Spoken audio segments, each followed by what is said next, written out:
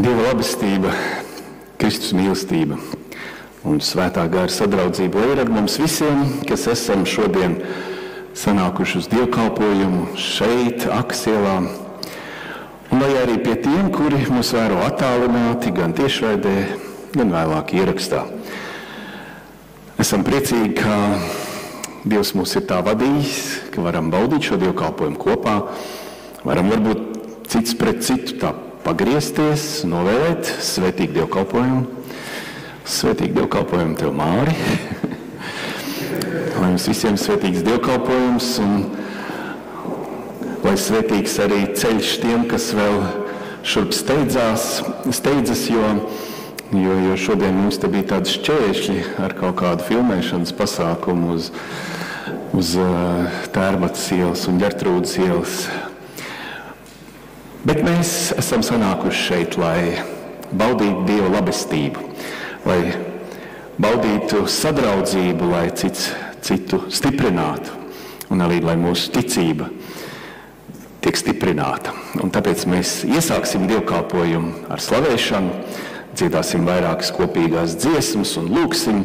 Un pirmā, ko mēs dziedāsim, būs 497. dziesma. Mēs tevi mīļi ielūdzam.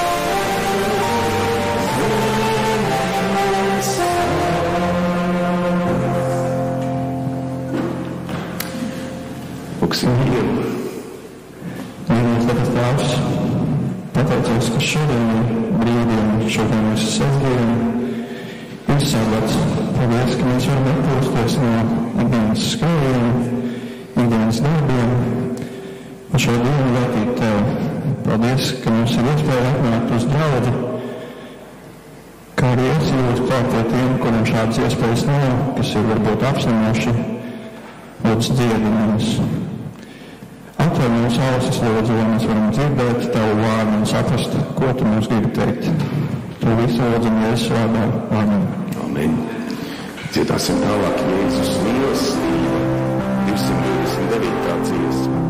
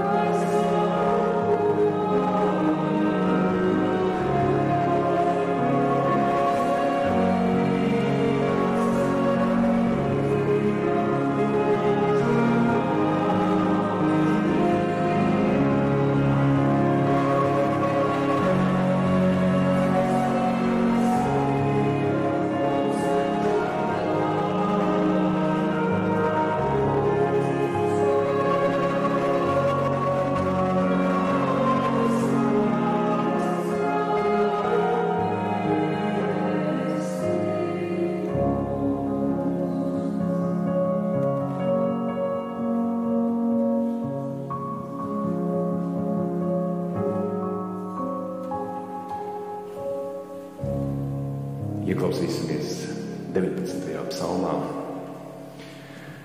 Kunga bauslība pilnīga, tā atveldzē dvēseli. Kunga liecība droša, tā vientiesi dara gudru. Kunga pavēles skaidras, tās sirdi ielīgsmo. Kunga bauslis šķīsts, tas dara acis gaišas. Kunga bijība šķīsta, tā pastāv mūžam. Kunga spriedumi taisni, visos ir patiesība. Par zeltu tie tīkamāki un tīrzelta krājumiem, saldāki nekā medus un pilošs kāris. Un tie tavam kalpam liek atcerēties. Kas tos ievēro, tas mantos daudz. Kurš pamana savas kļūmes? No apslēpta grēka attīri mani, arī no atklātas spīd savu kalpu sargi, lai nevalda tā pār mani, tad būšu krietns un brīvs no lielas vainas. Lai tev tīk manas runas un sirds pārdomas, kungs, mana klints un mans glābējs. Noskaņosimies tālāk lūkšanai kopīgajai, dziedot 324. dziesmu, lai Dieva dēls.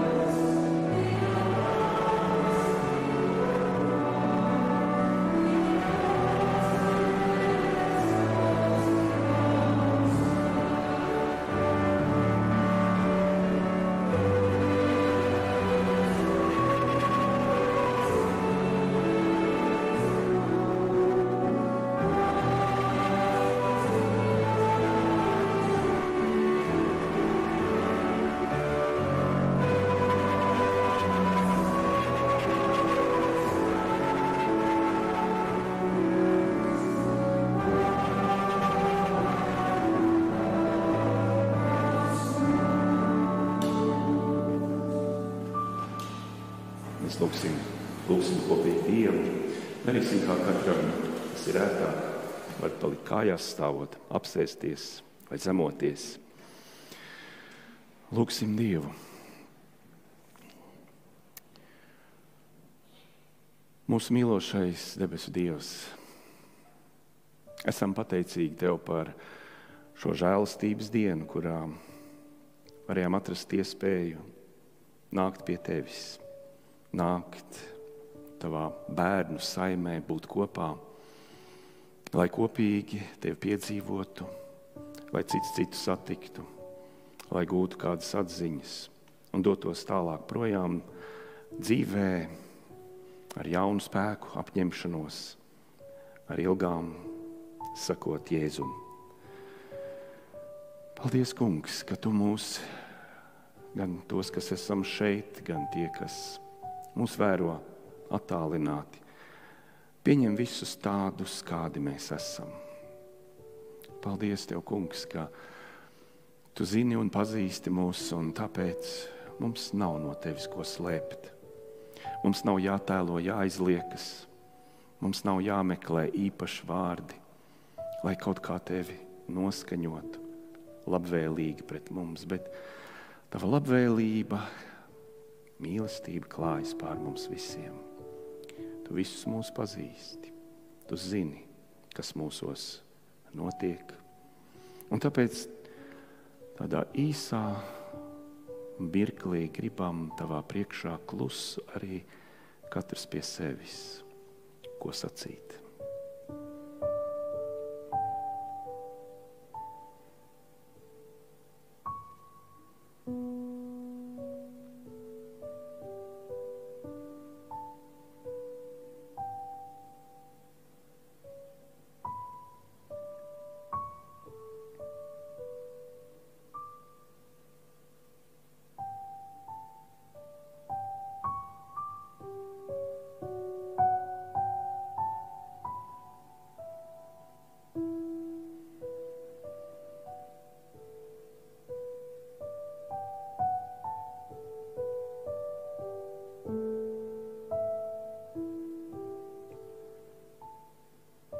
Mīlošais Tēvs,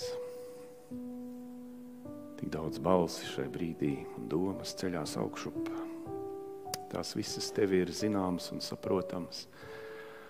Un mēs ticam arī, ka tavas atbildes, cik dažādas tās vien var būt, nāk pie mums atpakaļ. Mēs gribam dzīvot šajā tavas klātbūtnes, tavas gādības apziņām, lai kā varbūt citreiz jūtamies. Tā ir ticība, ka mēs ticam tavai klātbūtnei un svētībai. Šajā dievkalpojumā mēs esam sanākuši, lai kaut ko arī uzzinātu, lai ar tevi sarunātos. Un mēs esam arī nākuši, lai arī tev ko apliecinātu. Un mēs gribam arī šajā lūkšanā iekļaut senos vārdus no tās pirmo kristiešu ticības apliecības. Mēs ticam uz Dievu Tēvu, visu valdītāju, debesu un zemes radītāju, un uz Jēzu Kristu, Dievu vienpiedzimušo dēlu, mūsu kungu, kas ieņemts no svētā gara, piedzimis no jaunavas Marijas, cieti zem Poncija Pilāta, krustā sists, nomiris, guldīts kapā, bet 3. dienā augšām cēlies no mirušajiem. Uzkāpis debesīs, sēdies pie Dieva visa valdītāja Tēva labās rokas, no kurienes viņš atnāks tiesāt dzīvus un mirušus.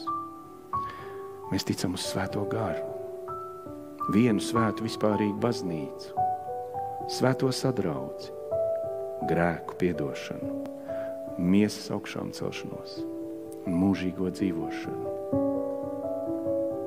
Kungs, šajā ticībā mēs esam vienoti ar visiem, visos laikmetos, kas jebkad ir piesaukuši tavu vārdu.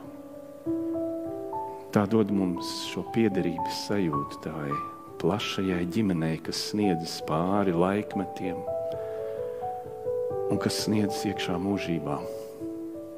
Mēs skatāmies uz to, mēs ceram un gaidām uz to brīdi, kad debesis un zeme savienosies un tavs prāts notiks kā debesīs, tā arī virs zemes. Mēs to lūdzam Jēzus vārdā. Āmen. Lūdzu, sēdieties. Šodien mums kalpos Nauris un Undīne, solisti un grupa ar pavadījumu. Klausīsimies.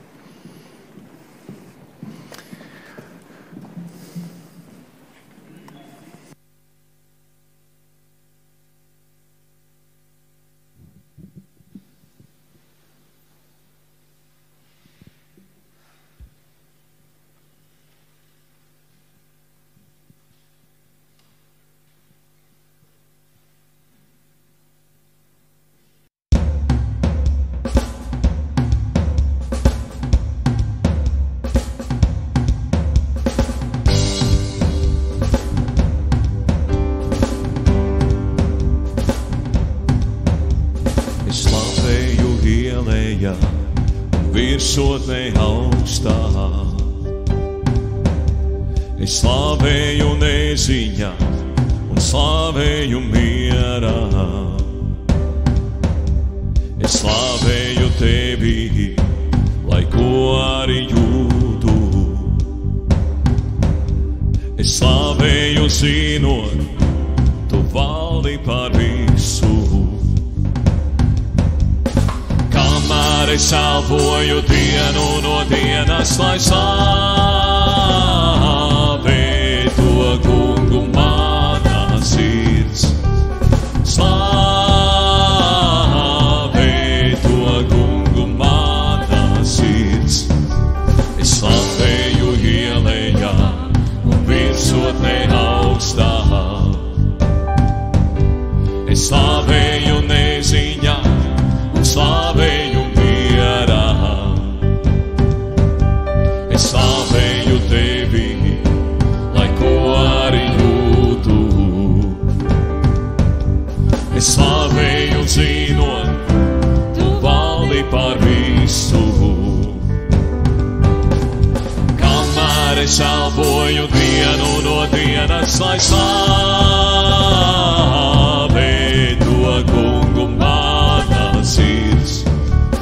Slavē to kungu manā sirds. Es augšu vēl skaļāk, jo mans Dievs ir dzīvs, kādēļ lai klusētu es. Slavē to kungu manā sirds.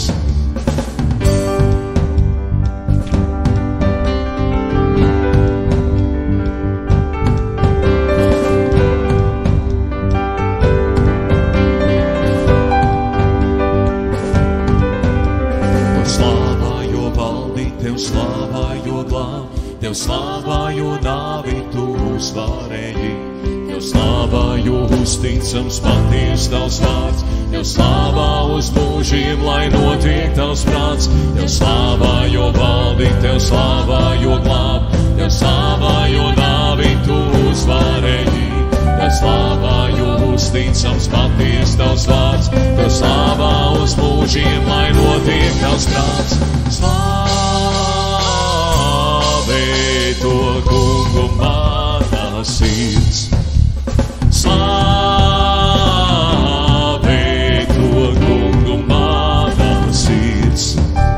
Es augšu vēl skaļāk, jo mans Dievs ir dzīvs, kādēļ lai klusētu es.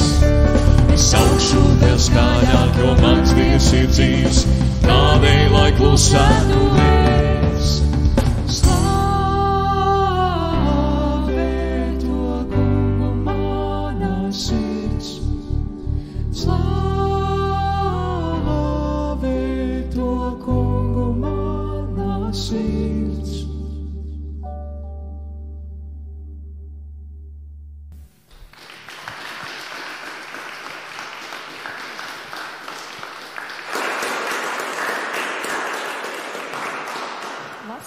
Lasījums no Lūkas evaņģēlija 4. nodaļas no 14. līdz 21. pantam.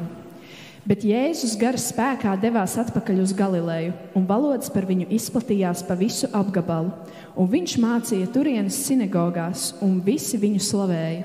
Viņš nāca uz Nācereti, kur bija uzaudzis, un sabatā viņš pēc sava paraduma iegāja sinagogā, un viņš piecēlās, lai lasītu. Viņam pasniedza pravieša Jesejas grāmatu. Rulli atratinājis, viņš atrada vietu, kur bija rakstīts: Kunga gars ir pār mani, jo viņš ir svaidījis mani pasludināt prieka vēsti nabagiem. Viņš ir sūtījis mani dziedināt sirdī satriektos un pasludināt atbrīvošanu gūstekņiem un akliem acu gaismu. Salauztos darīt brīvus un pasludināt kunga žēlastības gadu. Rulli satinis, viņš to atdeva kalpotājam un apsēdās. Un visu acis sinagogā pievērsās viņam. Viņš sāka uz tiem runāt.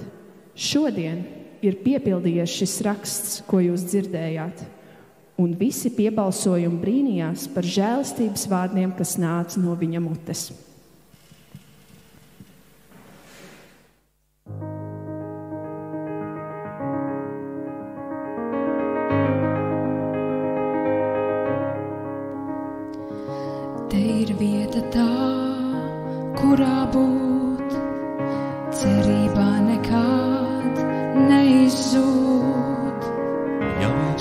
vēlamies sadzirdēt to, ko stāsta vējš.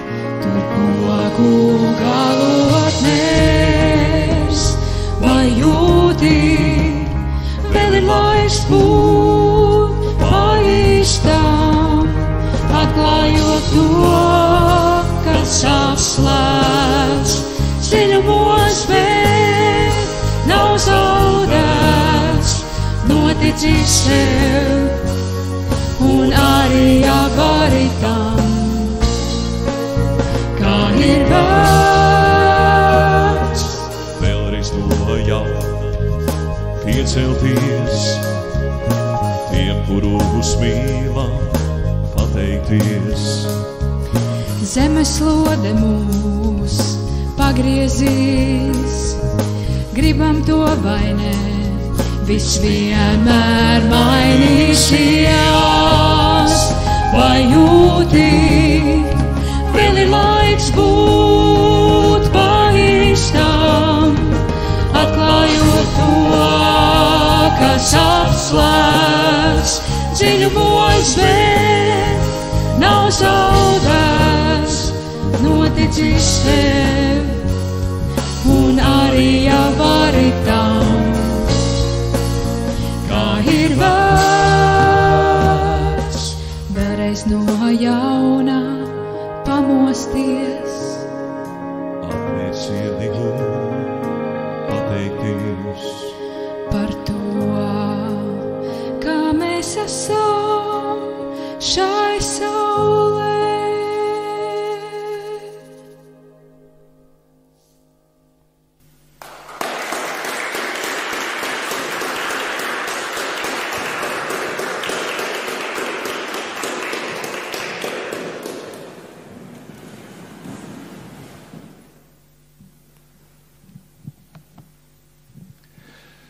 Mīļie draugi, esiet sirsnīgi sveicināti, un man jau ir aizdomas, ka jūs zinat, ko es teikšu vispirms. Ļoti pareizi. Es arī priecājos būt šeit, redzēt jūs visus pēc kāda ilgāka laika. Un vēl pie tam īpašā dienā. Vai jūs zinat, kas šodien ir tas īpašais šajā dienā? Ne tikai sabats, bet šodien noslēdzas tā saucamā lūkšanu nedēļa par kristiešu vienotību. Esat dzirdējuši kaut ko par tādu? Par kristiešu vienotību. Reta parādība šajā pasaulē, vai ne? Bet prieks man par ko?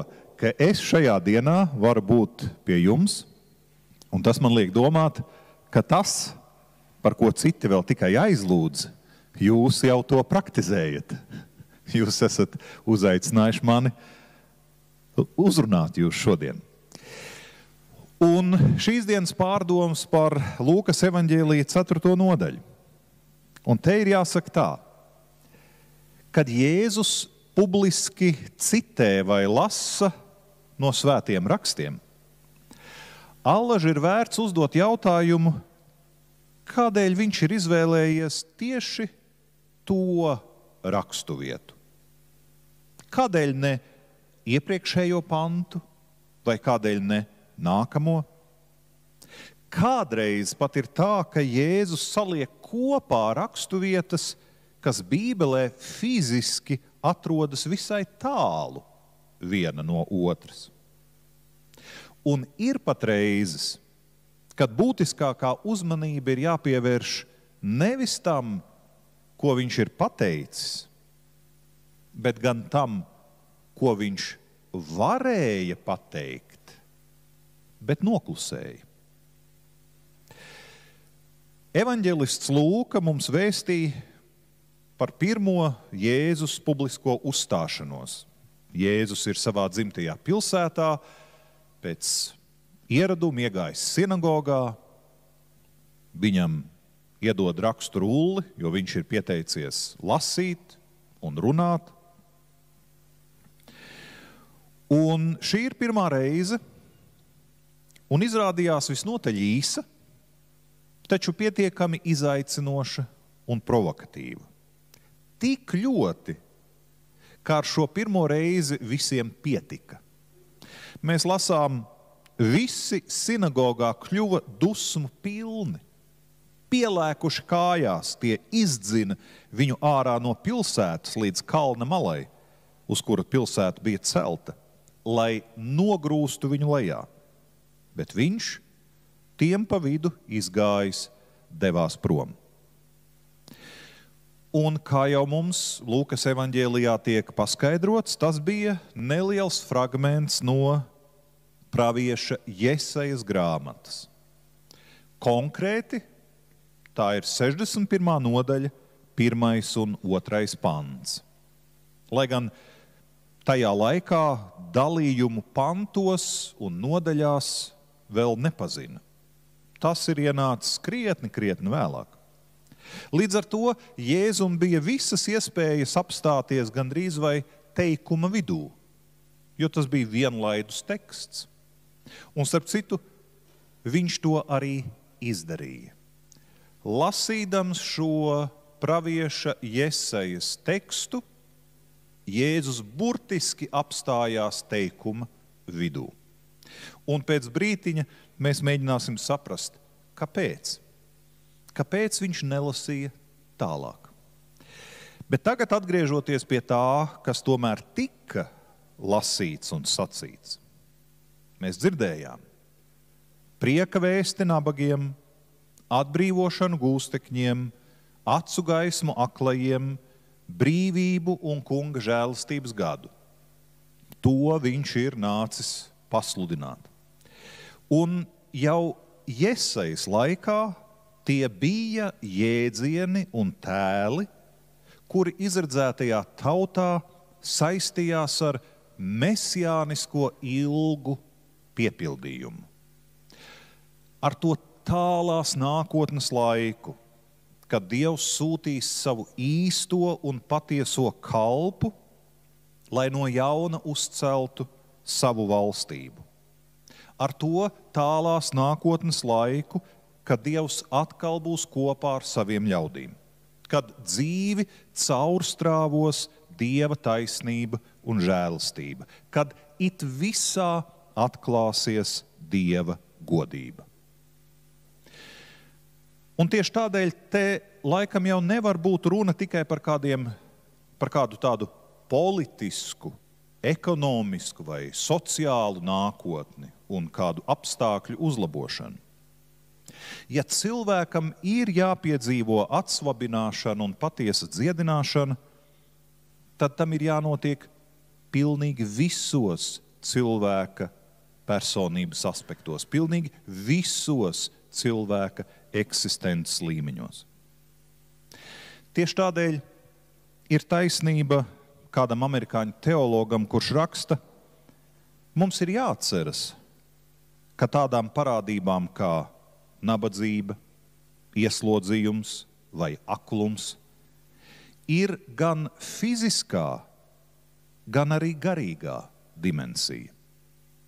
Viena lieta, ja tev ir tukšs maks, bet pilnīgi cita, ja tev ir tukša dvēsele.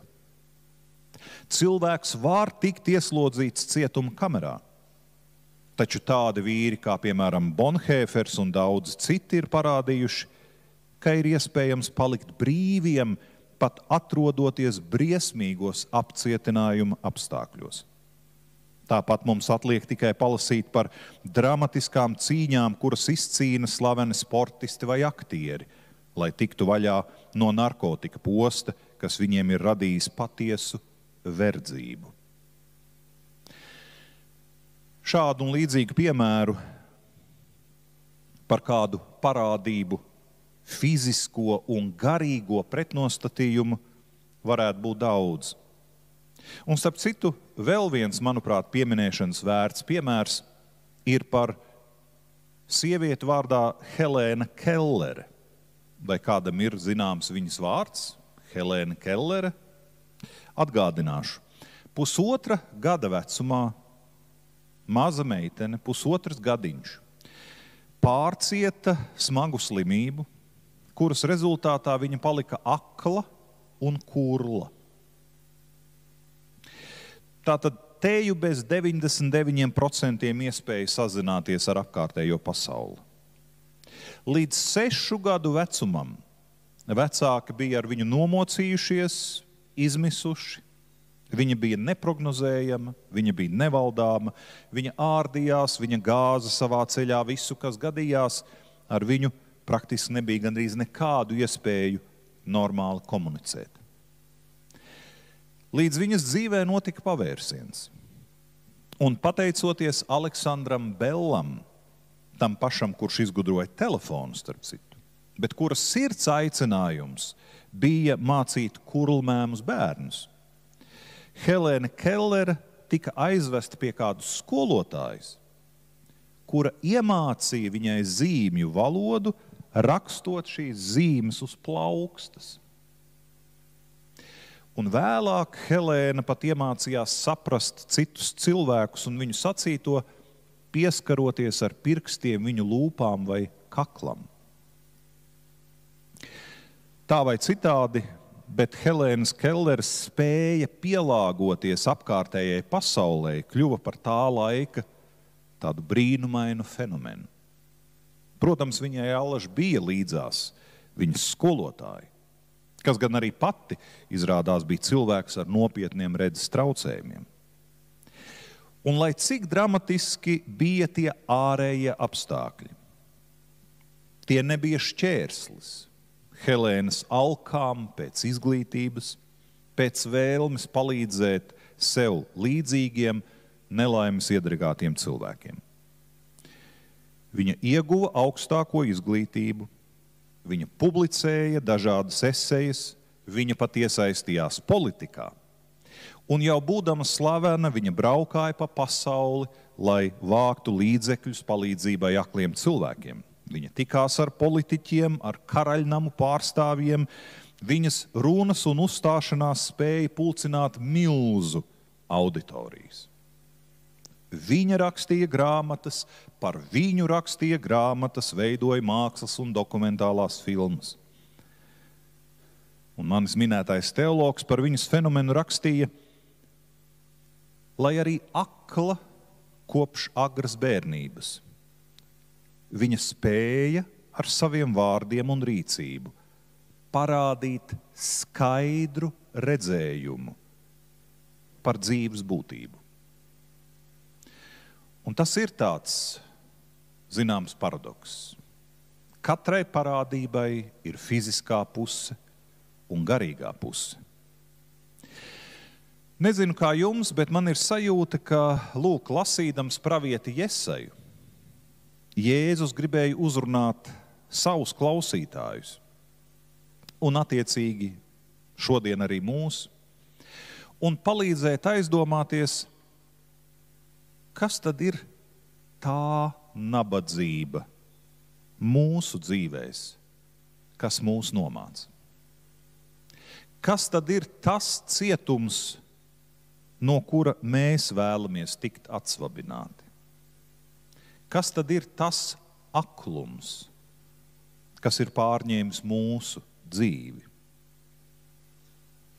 No vienas puses, ārēji, fiziski, mēs varētu teikt, nekāda problēma. Mums nav nekā no tā, mēs esam brīvi cilvēki.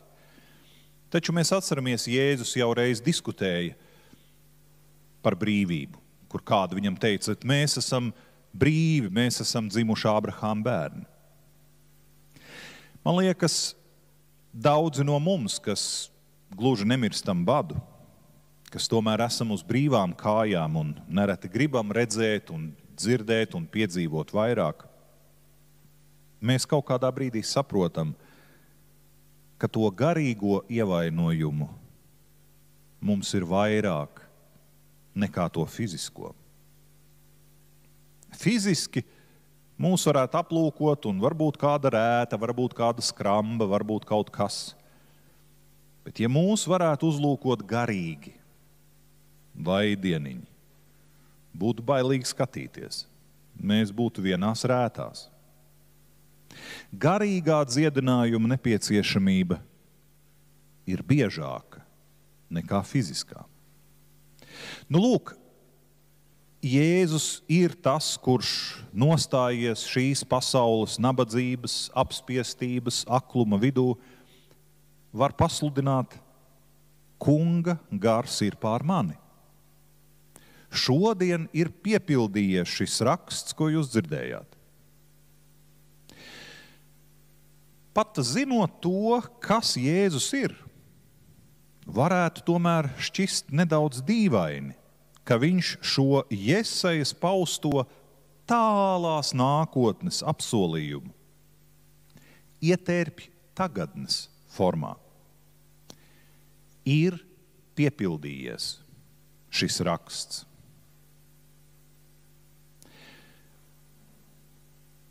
Mums, manuprāt, tas nozīmē tikai to, kā mēs to saprotam, ka kopš tā konkrētā brīža ik viens cilvēks, kurš ir atvērts Kristus klātbūtnes pieredzei, tāds cilvēks vairs nav nabaks, vairs nav paverdzināts, vairs nav akls. Lai kāds būtu viņa ekonomiskais, sociālais vai fiziskais stāvoklis. Tas ir tas, ko, manuprāt, Jēzus vēlas pasakīt. Ik viens, kurš ir atvērts Dieva mīlestības klātbūtnei, vairs nav nabaks, vairs nav paverdzināts, vairs nav akls. Tas ir, ko viņš grib sacīt. Bet ko viņš nepasaka? Kas ir tas būtiskais, ko viņš tajā brīdī noklusē, izlaiž? Un kāpēc? Lūkas evaņģēlija fragments, kuru mēs dzirdējām pirms brīža, ir veidots pēc tādas struktūras, ka šī fragmenta centrā ir citāts no pravieša Jesajas. Tie pirmie vārdi, tā kunga gars ir uz manis, un pēdējie vārdi, pasludināt kunga žēlastības gadu. Mēs to Lūkas evaņģēlijā neredzam, bet ja mēs ieskatītos Jesajas grāmatas 61. nodaļas 1.2. pantā, mēs ieraudzītu, ka Jēzus ir apstājies pusteikumā. Pasludināt tā kunga žēlastības gadu un mūsu Dieva atmaksas dienu. Un šo viņš nenolasa. Jēzum bija visas iespējas iesākt to teikumu pabeigt. Un šī teikuma jēgu zināja ik viens no viņa klausītājiem. Visticamāk, lielākā daļa zināja šo tekstu no galvas, un viņi klausās, kā Jēzus lasa, un viņi gaida, kā viņš pabeigs, un viņš apraujās pusvārdā. Ik viens zināja šo tekstu. Saskaņā ar vecās derības priekšstatiem tā kunga žēlastības gads iet roku rokā ar Dieva atmaksas dienu. Tas taču ir skaidrs. Dzīvība un nāve, atalgojums un sots, debesis un elle, tās allaži ir blakus, jo šo īstenību veidotājs un radītājs vecās derības ļaužu priekšstatos ir viens – varenais Dievs. Kurš tad to nezina? To zināja ik viens. Tā domāja ik viens, tā dzīvi saprata ik viens. Piedzīvot Dieva žēlastību cita starpā nozīmē redzēt iznīcinātus savus un līdz ar to Dieva ienaidniekus. Būt brīvam un atsvabinātam nozīmē paverdzināt pārējos. Tieši tā. Jesajas 61. nodaļā mēs lasām tur dažus pantus vēlāk. Tad nāks sveši un ganīs jūsu lopus. Svešinieku dēli būs jūsu arāji un vīndari, bet jūs sauks par kunga praviešiem, par tiem, kas kalpo mūsu Dievam. Kurš kuru? Un ar mūsu Dievu mēs vienmēr visus pārējos. Lūk, kādi laiki bija jāatnes tā kunga kalpam, izredzētajam, mesijam. Un Jēzus apraujas pusteikumā. Un kad viņš nolasa šo tekstu un apsēžas, visu acis tajā brīdī ir pievērsts viņam. Un mēs droši vien varam tikai iedomāties, kādas izvēles priekšā tur Jēzus bija. Vai ļauties tam pūļa valdzinājumam un runāt to, kas padarīs runātāju pievilcīgu? Un tā ir viena metode. Ļoti daudzi to izmanto. Runāt to, kas padara pievilcīgu pūlim, un aiziet uz urrā, nu tā, ka visi vienkārši tev gavilē. Vai arī palikt uzticīgam tam savam kalpa aicinājumam. Jo kalps, jeb vergs, kā zināms, un kā to Jēzus ir neskaitāmas reizes teicis arī pats par sevi, neko nedara no sevis paša. Tā arī Jēzus dara tikai to un iemieso tikai to, uz ko ir aicināts no sava debes tēva. Un tā ļaudis ir spiesti ieraudzīt, ka viņu priekšā ir kāds, kurš uzdrošinās sevi saukt par īsto, patieso Dieva kalpu,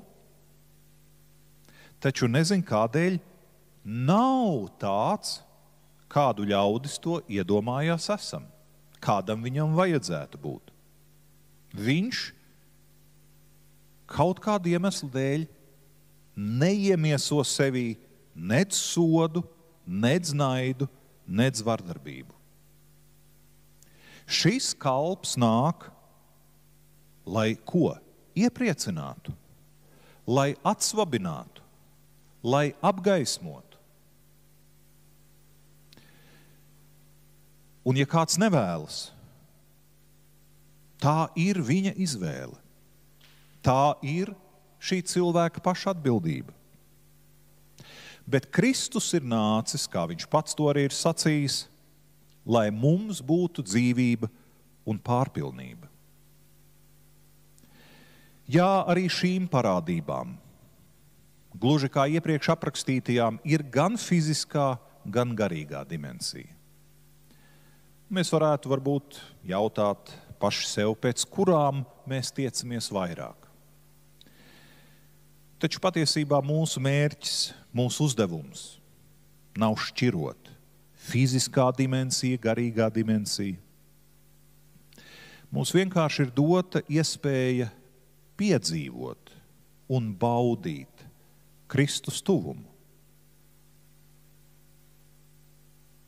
Tā kā tiem cilvēkiem toreiz, tā mums šodien.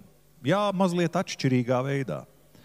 Un tomēr piedzīvot un baudīt Kristus tuvumu. Vārdā, sadraudzībā, smeļoties spēku no viņa un arī vienam no otra. Un tā, piedzīvojot, ka mūsu dzīvē paliek vairāk brīvības, vairāk gaismas, vairāk dziedināšanas, vairāk Dieva žēlastības. Arī šodien. Āmen.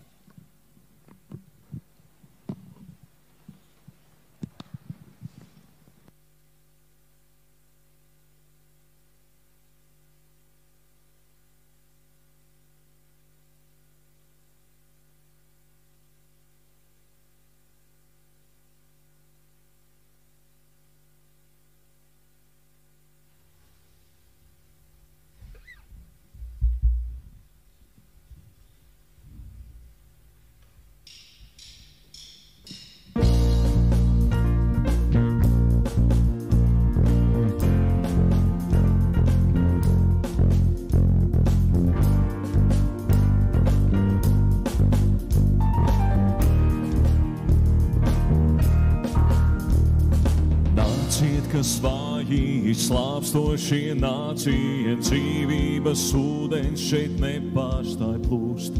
Dzēriet no avota un jums neslāps vairs. Nāciet, kam bāžas, nolieciet nastas, nāciet pie galda, kas svētībām klāts. Baudiet un redziet, cik tas kungs ir labs. Jo Dievs tā mīl pasauli, kā viņš dāvāja mums dēlu savu, lai tie, kas uz viņu tic, dzīvo mūžām.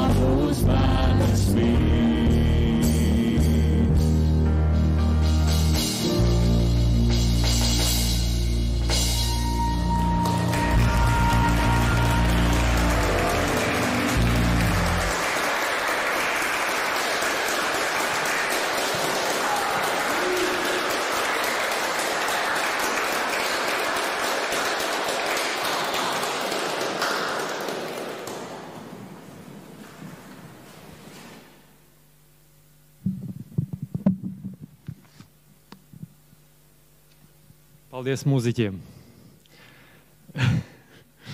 Paldies mūziķiem par šo dziesmu, par visām iepriekšējām. Paldies, Kaspar, par Dievu vārdu un pārdomām. Tagad neliela ziņojuma sadaļa. Man vakar bija iespēja pabūt Valmierā,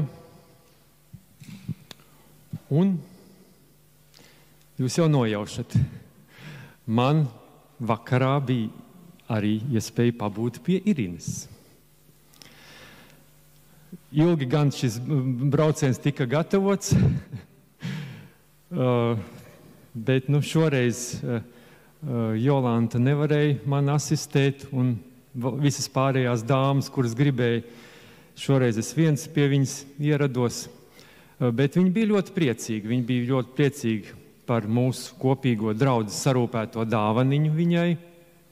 Tā kā paldies par tiem, kas to gādāja. un mums bija iespēja kopā noskatīties pirms gada iestudēto uzvedumu Ziemassvētku stāsts, kur piedalījās mūsu draudzes bērni un jaunieši. Tas viņai arī bija ļoti patīkams pārsteigums. Viņa nebija redzējusi to.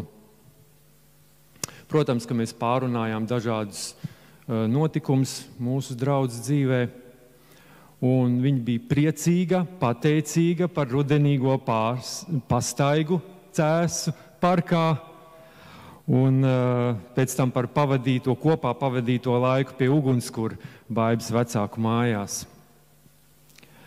Un, protams, mēs vienkārši pakavējāmies arī atmiņās par dažādiem notikumiem. Viņa atcerējās savus aktrises gaitas, starp citu dažādos teātros. Pamatdarba vieta viņai bija Nacionālais teātris, bet viņa ir spēlējusi arī citos teātros un Tautas teātris studijā arī. Un kā jūs saprotat, kad šī mūsu saruna bija tāda gaiša, sirsnīga, tāda optimisma pilna, nestoties uz to, kad viņai ir ar savas veselības likstas un arī par šo sarežģīto laiku, kurā mēs visi kopā dzīvojam. Un tā kā Irina mūs klausās un vēro, tad mums ir iespēja nodot sveicienus tūlīt pat un tagad. Varbūt mēs pamāsim viņai rokas.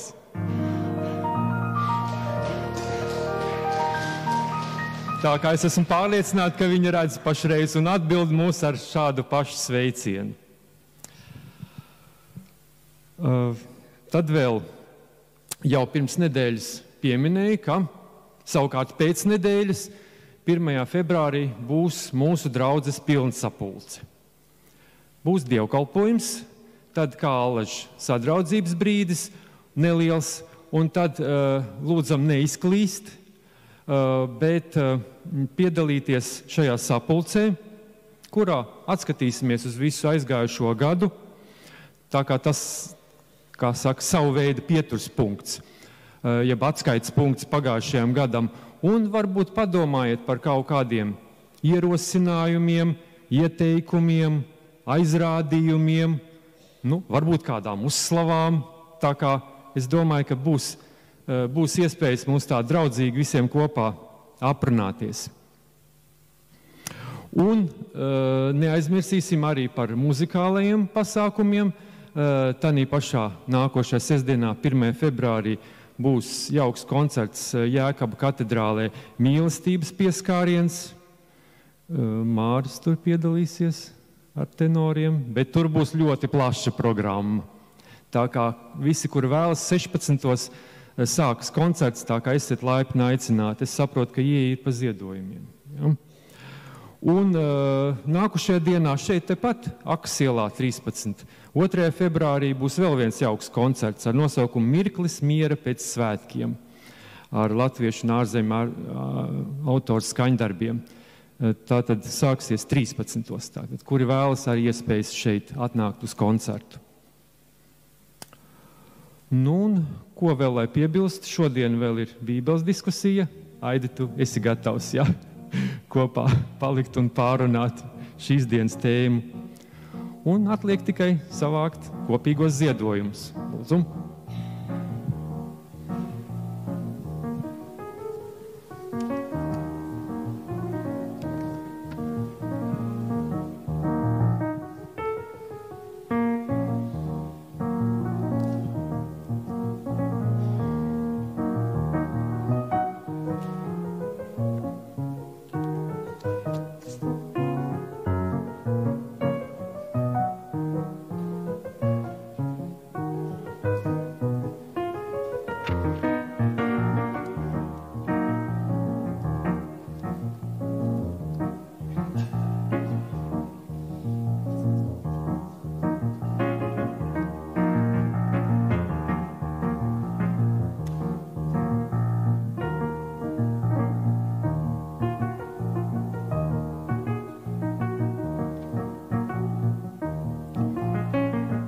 Pateicos, Kungs, Jēzu, ka Tu mums dod iespēju ziedot un tu izmanto šo ziedojumus tavam darbam. Svētī to visu.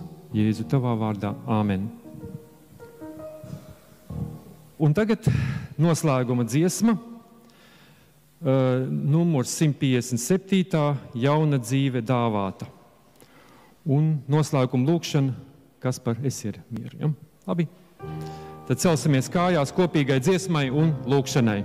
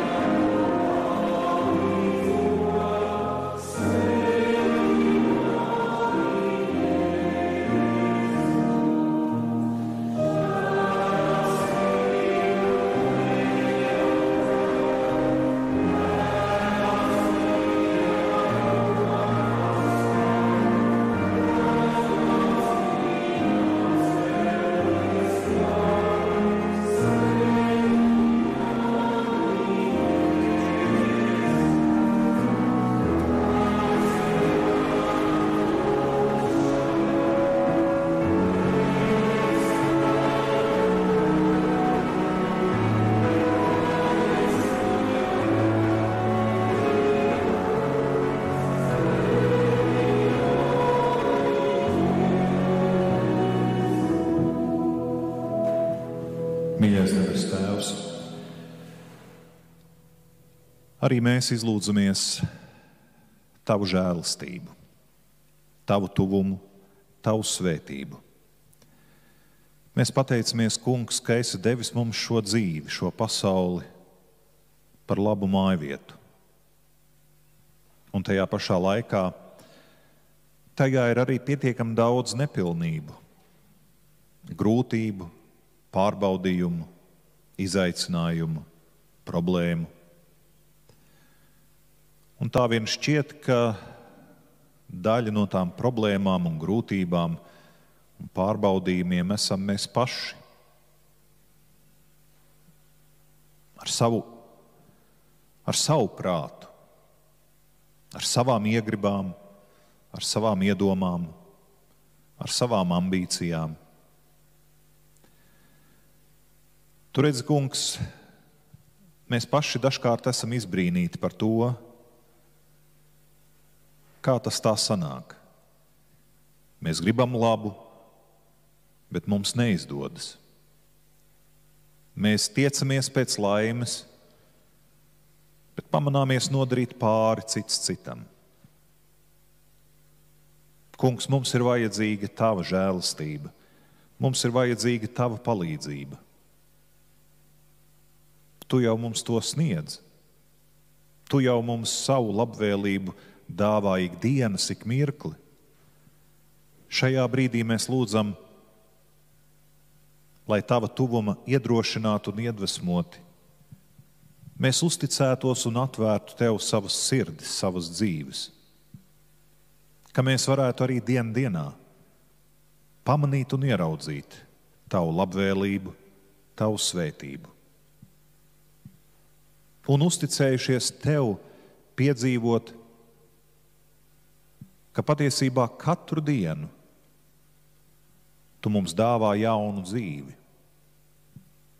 Katru dienu, kad atveram savas acis, Tu atkal mums dod jaunu iespēju būt, dzīvot, mācīties, mīlēt, mācīties piedot, mācīties būt līdzās cits citam, iedrošinošā un atbalstošā veidā. Tā kā Kristus bija līdzās tiem cilvēkiem, kas nonāca viņa tūmā. Mēs lūdzam, Kungs, ka Tavs apsolījums par jaunu dzīvi, par Tavas valstības tuvumu, tas nav atlikts uz kādu nezināmu tālu nākotni, bet mēs to drīkstam piedzīvot jau tagad. Uzticoties Kristus apsolījumam, ka šis raksts ir piepildījies. Tas jau ir piepildījies Jēzu Kristu. Un visur tur, kur, Kungs, mēs esam atvērti Tavai klātbūtnei, visur tur Tava valstība ir mūsu vidū. Visur tur Tu pats esi mūsu vidū. Kungs, Tu zini mūsu vajadzības, Tu zini mūsu nepilnības. Tu zini, kāds mums katram vēl ceļš ir jānoiet, lai mūsu sirdis būtu patiesi brīvas, lai mūsu gara acis būtu patiesi redzīgas, lai mūsu dzīves būtu patiesi atsvabinātas un dziedinātas. Mēs kādreiz varbūt pat paši nezinām, kas mums vēl ir nepieciešams pie mūsu dvēseles miera. Mēs uzticamies Tev. Vadi mūs šodien un katru mūsu dzīves dienu. Un ja kaut ko esam palaiduši garām, ja kaut ko vēl līdz galam nesaprotam un nezinām, mēs lūdzam, Kungs, dāvā to. Un mēs izlūdzamies to Tev ar tiem vārdiem, kurus Kristus pats mums visiem ir mācījis. Mūsu Tēvs debesīs, svētīts lai top Tavs vārds, lai nāk Tava valstība. Tavs prāts, lai notiek kā debesīs, tā arī virs zemes. Mūsu dienascho maizi dodi mums šodien, un piedod mums mūsu parādus, kā arī mēs piedodam saviem parādniekiem. Un neieved mūsu kārdināšanā, bet atpestī mūs no ļauna, jo Tev pieder valstība, spēks un gods, mūžīgi mūžos. Āmen. Lai labestīgais Tēvs Tevi svētī un Tevi pasargā. Lai mīlošais Dēls apgaismo savu vaigu pār Tevi un lai ir Tev žēlīgs. Lai sadraudzības gars paceļ savu vaigu uz Tevi un lai dod Tev mieru. Āmen.